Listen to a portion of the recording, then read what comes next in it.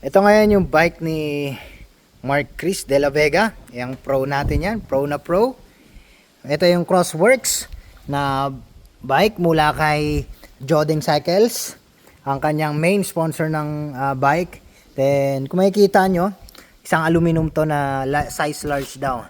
So para siyang single pivot, pero kung titignan mo meron din siyang pivot dito. So hindi ko alam kung single pivot yung design nito, pero maganda siya. Ang ganda. Tapos simple lang yung design, no?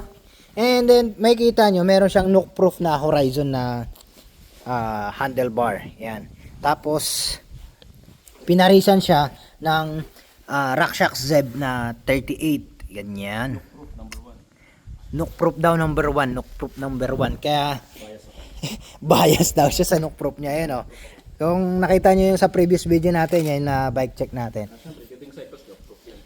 And then of course, ngayon ko lang nakita tong Lewis na brakes na to.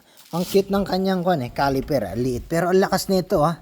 Then meron siyang Galfer na rotor shark. Ang lakas. Ganda. The best.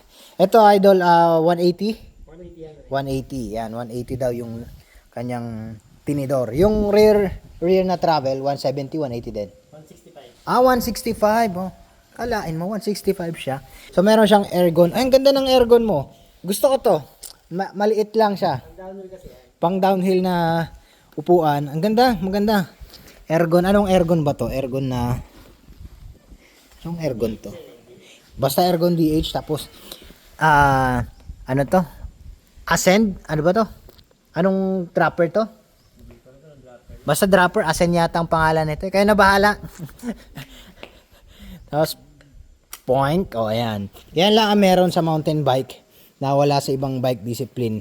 Sa iba, kinopya nila yan. Pero ito, nakopya daw to sa principle ng office chair. Yan. So meron siyang crankset na descent na merong O-chain. Ang ganda nitong O-chain na to. Yan o. Yan o. Ganda. Para din dito hindi mag-pedal chain slap.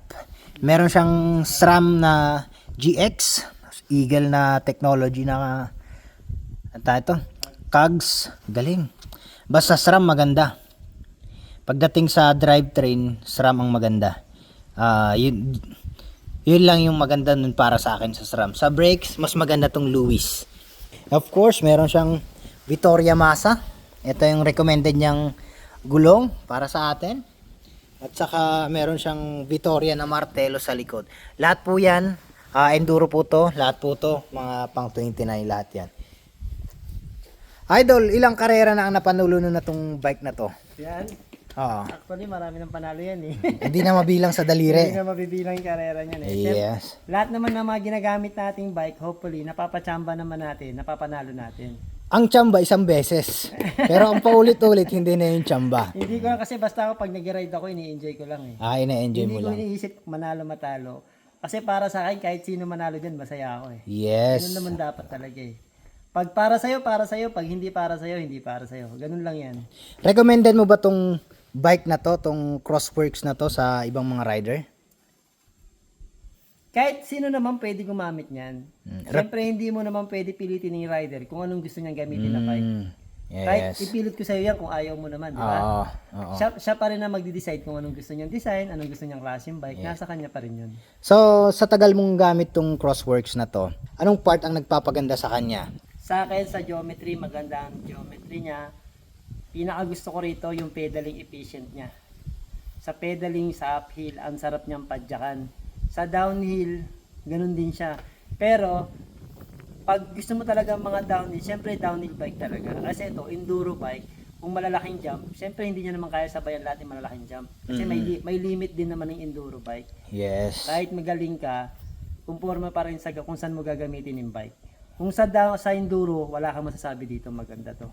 Complete package na to, stable sa steep, sa mga jump, okay siya. Wag lang talaga yung mga gabahay na jump, syempre, iba Yes. na yun eh. Oo. Pero kung sa enduro, hindi ka maiiwan dito. Sa padyakan, pinakagustong gusto ko to.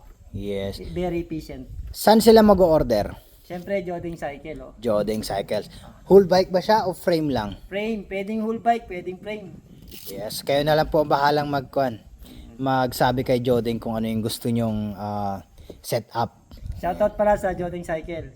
Maliban sa Crossworks na binebenta ni Jodeng Cycles, ano pa ang mga binebenta nila mga brands?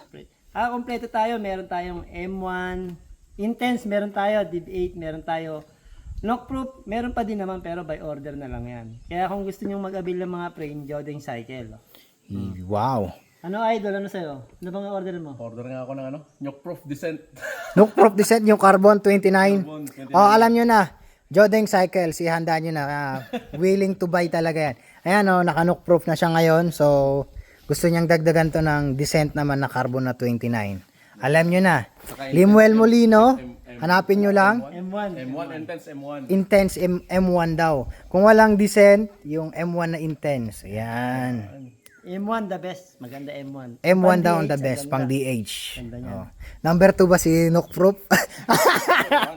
Number 1 sa kanya, number 1 din to. Parehas naman lahat. Parehas Number one naman. yan eh. O, depende sa rider. Kung ano yung kasundo mo, Kung doon ka. Kung anong gusto ng puso mo, doon ka. Yes.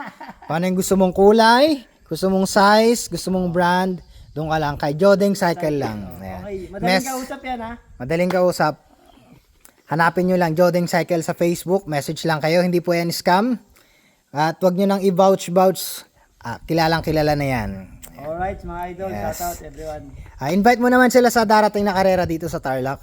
So mga idol, I would like to invite this coming May 24 dito po sa Tarlac Downhill Series ng Santa Cruz. Magkita-kita po tayong lahat. Surprise, may enjoy kayo sa panibagong stage natin. Kaya ano pang hinihintay, mag-register na kayo, huwag nang mahiya.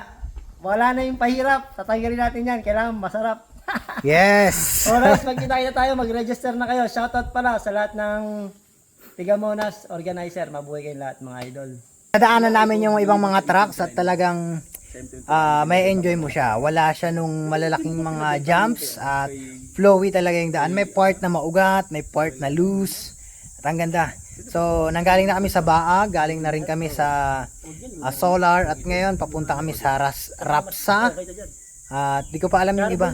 Basta nandito kami sa part na to. Yan. Sa mismong monasteryo kami dito. Ikaw, anong dream bike mo? I-comment mo naman dyan sa comment section sa baba. Kung may tanong ka, suggestion o violent reaction, message mo ako. Ako nga po pala si Rahel, ang tropang vlogger na nagsasabing